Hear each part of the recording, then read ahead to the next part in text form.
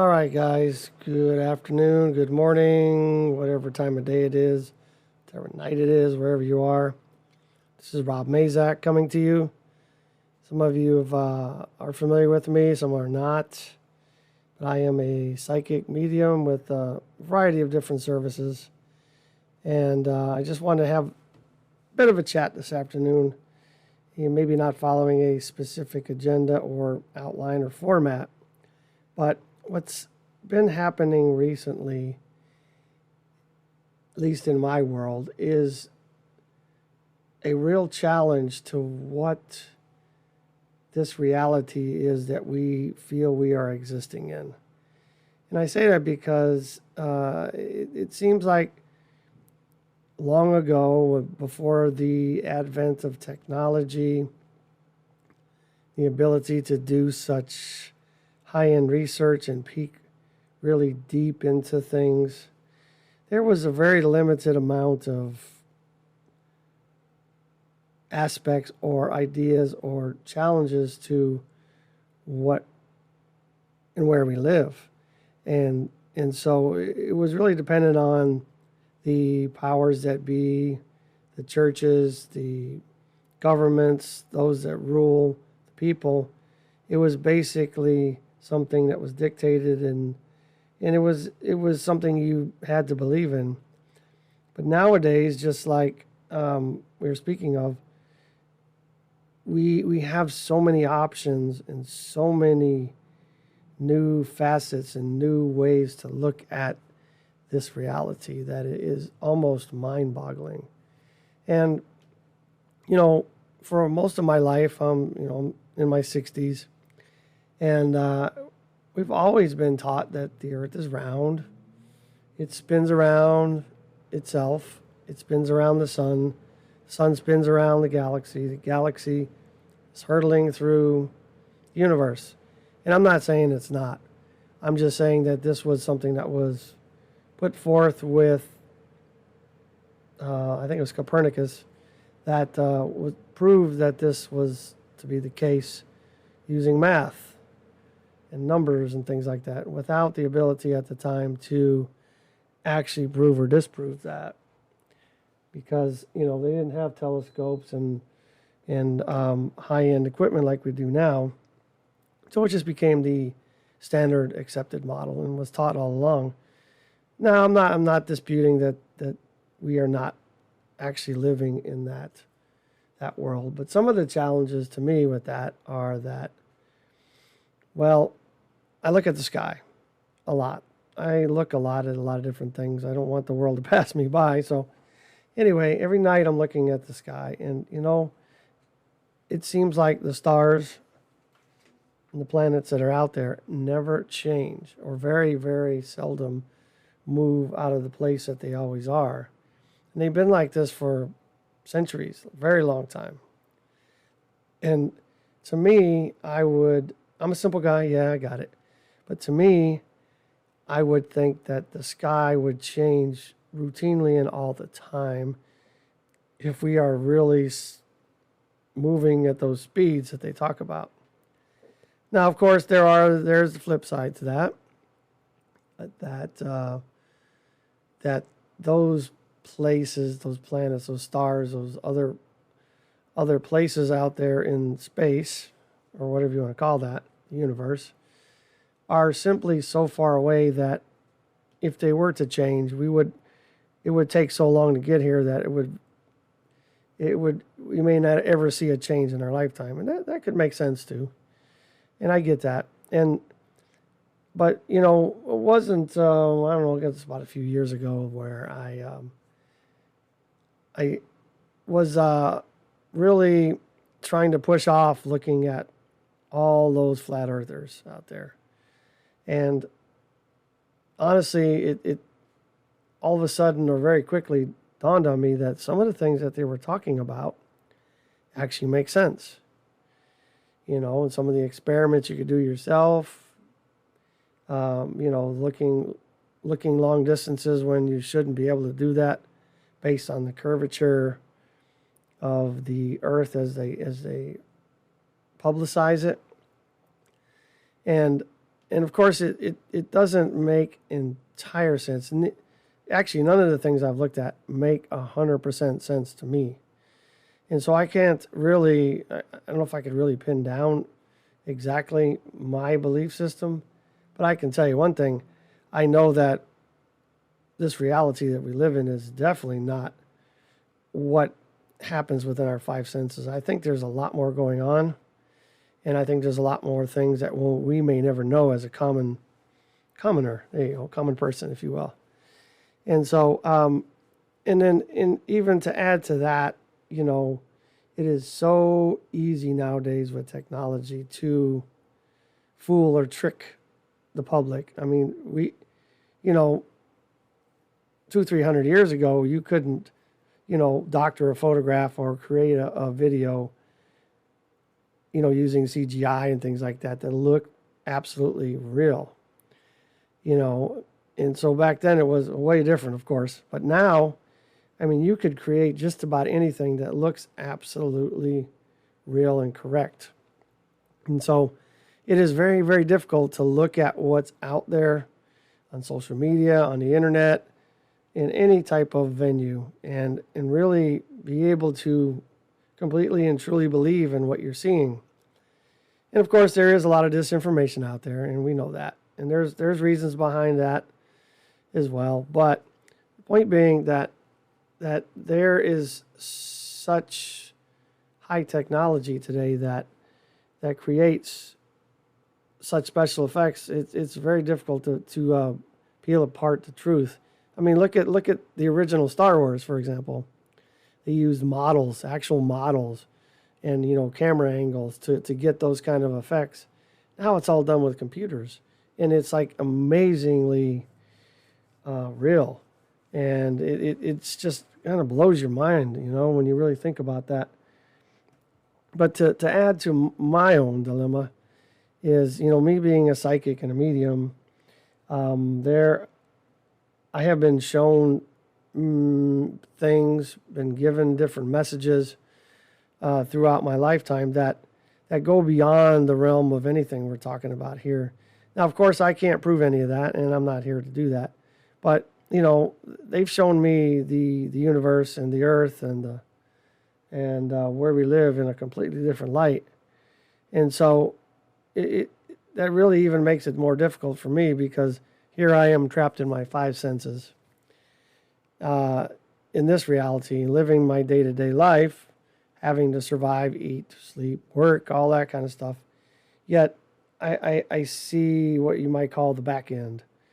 And without any absolute proof, like being taken up in a ship of some sort, abducted, if you will, whatever, and taken out there and shown exactly what it is that we are residing in, it's very difficult to ever truly know what's going on. Now, of course, belief systems are belief systems, and it's very difficult to change a belief system for people.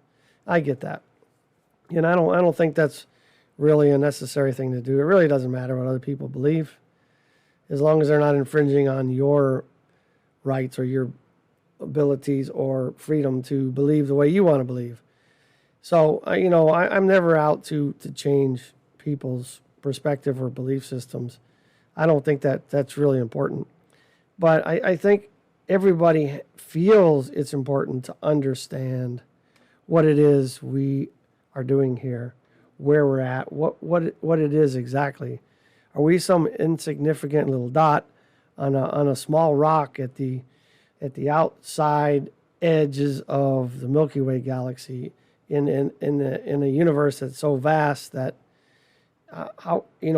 we'd be considered even smaller than a grain of sand based on our own world. And so, but in the same light, that seems very insignificant at best. But at the same time, when you really look at the advent of quantum physics and quantum mechanics and some of these other things that they're really digging into the reality, the fabric of our reality, it makes sense in a lot of ways that every living person in this universe or this reality, whatever you want to call it, is important. And to make up a whole, you have to have a lot of different parts, a lot of different pieces. Without all the pieces, can anything out there truly be stable and continue to live on, or to I think you know what I'm trying to say. It's difficult to talk about the universe as a living thing, but I guess it could be as well. But we are all important in some way. We all must actually exist to complete the whole. I mean, if you look at the ocean, it's made up of individual drops of water. Without all those individual drops of water, we would not have an ocean or a lake or a sea or a stream. It does take a lot of individual effort to create a system, an ecosystem, a system at all, right? And to go even deeper into this rabbit hole, if you will, quantum physics really has dialed down into a lot of things. And we used to think we were made of just atoms, protons, electrons, neutrons. I think I said that right. Anyway, but when they really drill down into it and really dive deep into it, it turns out that we are simply, each molecule of our existence is actually empty space, or about 99% empty space. We are all simply just a bunch of possibilities of Rob Mazak here, all arranged into this being. But and then that's the reason why we have so many different types of people out there, lots of different arrangements of possibilities. And so these experiments are really cool, but at the same time, it takes your mind, or overwhelms your mind even more than some of the things that we are having to struggle with now with this technology. And so it really comes down to what it is you believe, which is okay. What you believe is what you believe, right? And even religion tries to capture our attention and develop a belief system in a god, or some type of whatever you want to call it, heavenly being, something outside of ourselves. And it is interesting, because when I look at all the thousands and thousands of religions across this planet, you wonder if only one of them is right. My gosh, there's a whole lot of us wrong. But my personal opinion, not anybody else's, mine, is I really feel like we're all looking at the same diamond, the same eventual source. And we're all just getting there a different way and saying it differently, using different terms. My personal opinion, nobody else's. But that's how I approach this, is because if I were to try to really carve down my belief in this reality and that which was outside of me, it would be very difficult to do, because not only have I seen different aspects of what they are showing me, I say they, the universe, if you will, the angelic or spiritual realm, if you will, showing me different aspects of what they say is our reality. I mean, I have, once again, I can't prove this, but in deep meditation, which I've gotten really good at over the years, I'm finding myself interacting with, as crazy as it sounds, the Galactic Federation. I seem to stumble upon a relationship with an entity on the planet Sirius B, even before I knew what Sirius B was, which is really interesting. I have interacted with angels and Lucifer, if you will. Just a lot of different things, and it is really cool to have all these gifts and to see all these things, but at the same time, it's kind of difficult at times to run on two different tracks, if you will. And so I guess the real point of this talk is to really kind of drill down on the fact that we have to really, I think, educate ourselves and do the best we can to validate and solidify what it is we believe in, because it is. I find myself wavering back and forth many times, and I know that's not a good thing to do. It doesn't really put me out on a limb or make me do things that are crazy, but I guess what I'm saying is knowledge is great, but at some point we have to decide what it is we believe in, and really quit fighting all those temptations we have out there every day, across social media and the internet and mainstream news. And so it's very easy to do. And we can find ourselves spending a lot of time doing stuff that really doesn't benefit us at all. And so there's nothing wrong with sharing and getting other people's opinions. This is what I like to do. But really seeking what it is your truth is. And that's the only thing that really matters, is your truth.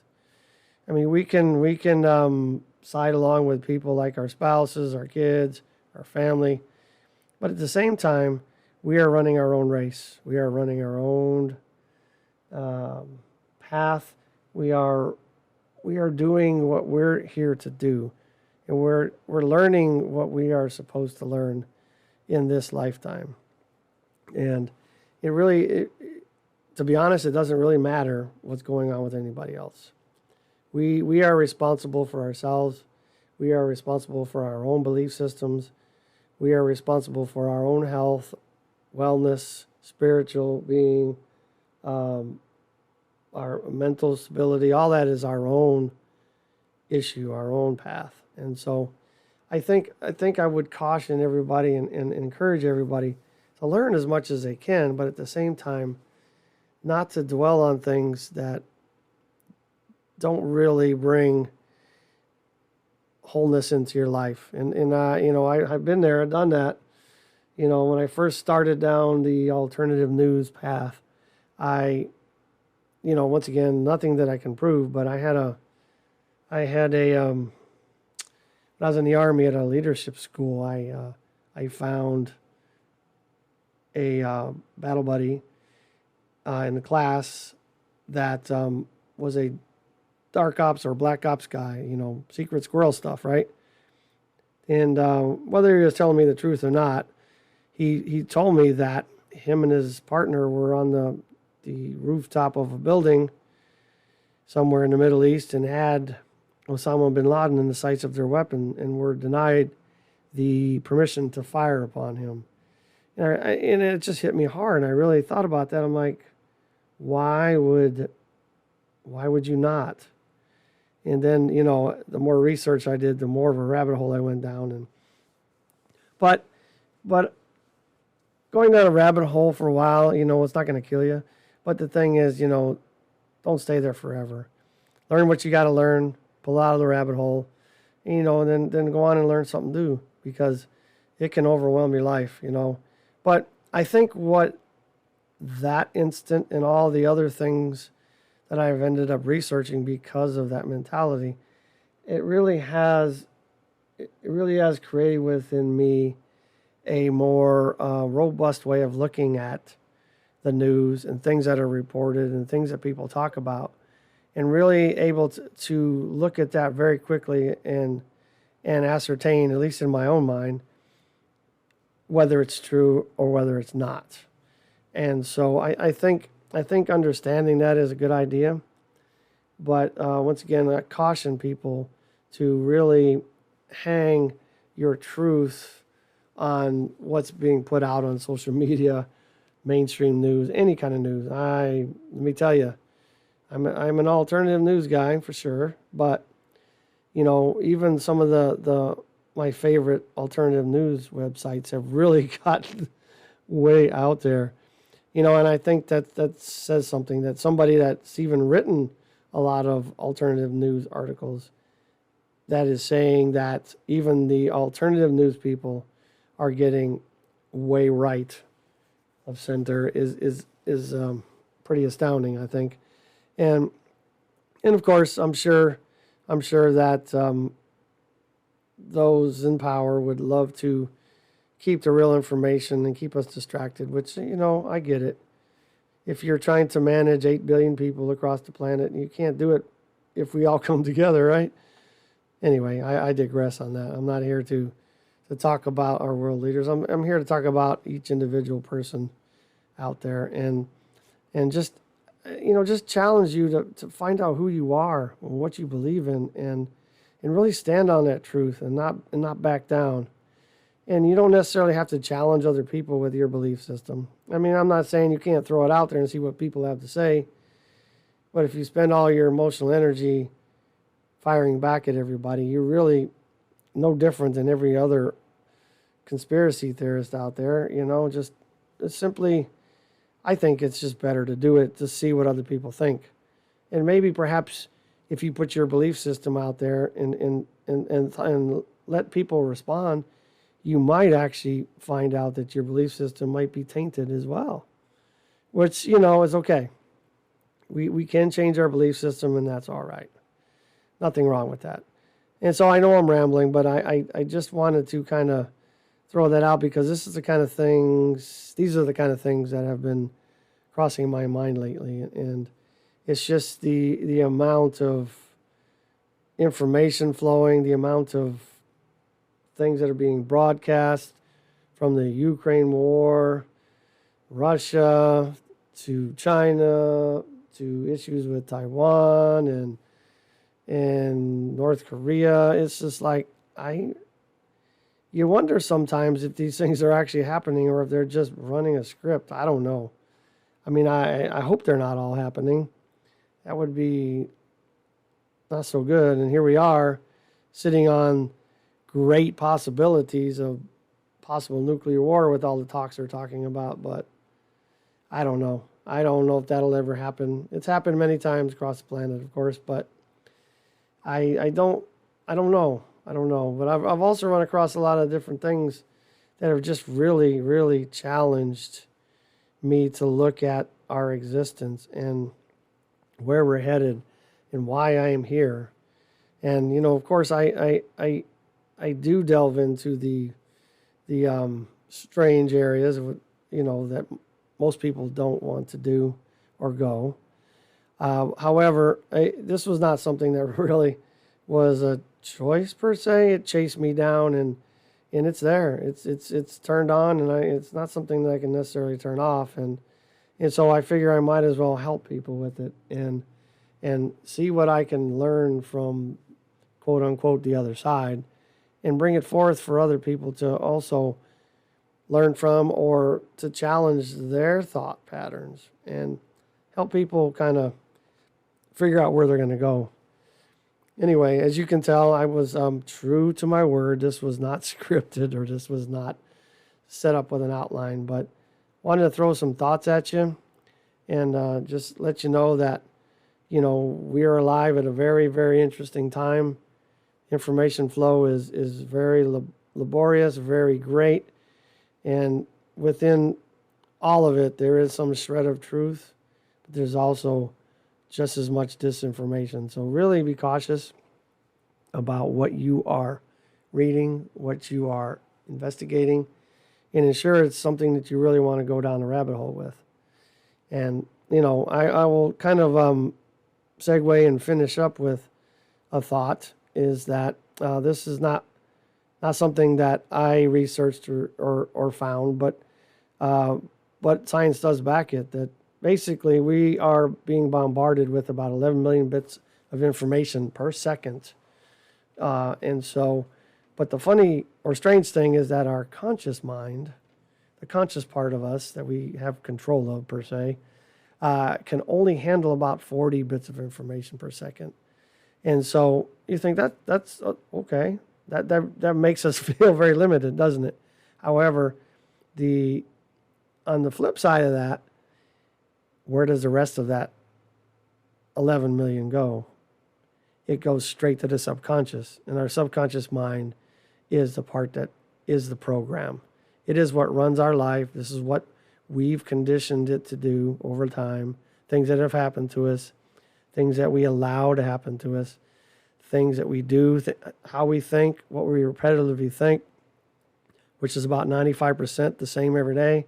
We wonder why we don't have new changes.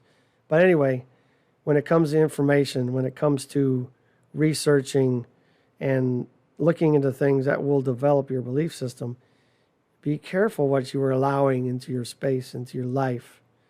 The television is great and fun and all, but oh my gosh, the stuff that comes across there can certainly program you to be something that you don't necessarily want to be.